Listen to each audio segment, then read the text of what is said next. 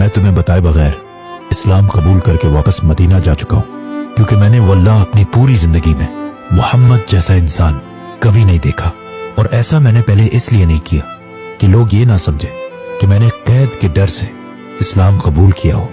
और अब जब तुमने मुझे आजाद करा लिया है तो मैं वापस जाकर एक आजाद इंसान की तरह अपनी मर्जी से इस्लाम कबूल करना चाहता हूँ। इस लेटर के बाद खालिद बिन वलीद के भाई ने तो इस्लाम कबूल कर लिया, लेकिन खालिद बिन वलीद के दिल में अभी भी अपने खानदान के खून का बदला लेने की आग जल रही थी। इसीलिए जब अगले साल मक्का वालों ने दोबारा फौज जमा की तो अबू सुफियान ने खालिद बिन वलीद के गुस्से को यूज करके उन्हें पहली बार अपनी फौज का जनरल बनाया। और इस तरह मक्का से 3000 लोगों की फौज मुसलमानों से जंग के लिए मदीना की तरफ रवाना हुई। लेकिन मदीना पहुंचने से पहले 1000 मुसलमान ओहद के पहाड़ के पास उनका इंतजार कर रहे थे। 1000 वर्सेस 3000, मतलब मुसलमानों को अपने से 3 गुना बड़ी फौज के साथ लड़ना था, जो ऑफ कोर्स एक बहुत मुश्किल काम था।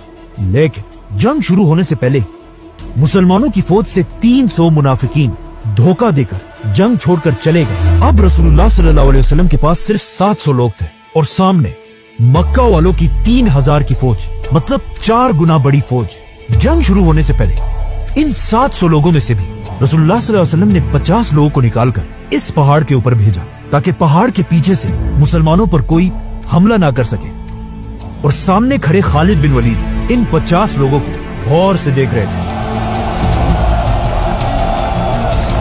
आप सल्लल्लाहु अलैहि वसल्लम ने इन 50 आर्चर्स को क्लियर ऑर्डर्स दिए थे कि अगर तुम देखो कि मुसलमान जंग जीत चुके हैं, तुमने पहाड़ से नहीं उतरना, और अगर तुम देखो कि मुसलमान जंग हार गए और हारने के बाद परिंदे उनके जिस्मों का गोश्त खा रहे, तब भी तुमने पहाड़ से नहीं उतरना। इसी के साथ जंगे ओहद शुरू हुई। जैसे ही जंग शुरू हुई, मुसलमानों में इतना जज्बा था कि वो आसानी से मक्का की फौज को पीछे धकेलने लगे। और कुछ ही देर के जंग के बाद ऐसे लगने लगा कि मुसलमान आसानी से ये जंग जीत जाएंगे, जिसे देखकर मक्का की फौज आहिस्ता आहिस्ता जंग से भागने लगी। इवन उनका लीडर अबू सुफियान जान बचाकर भागने लगा।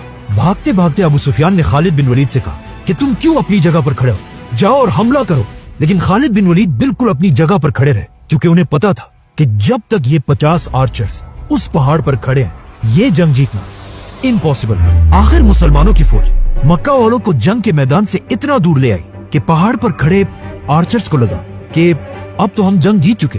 तो उनमें से बहुत सारे अपनी पोजीशन को छोड़कर पहाड़ से नीचे उतरे और दुश्मनों का छोड़ा हुआ माल जमा करने लगे। नाउ जैसे ही खालिद बिन वलीद ने इन आर्चर्स को पहाड़ से नीचे उतरते हुए देखा, उन्हें समझ आ गई कि इट्स नाउ और नेवर। इसी के साथ खालिद बिन वलीद ने अपने घोड़ों को रेडी किया और पहाड़ के पीछे से मुसलमानों पर हमला कर दिया।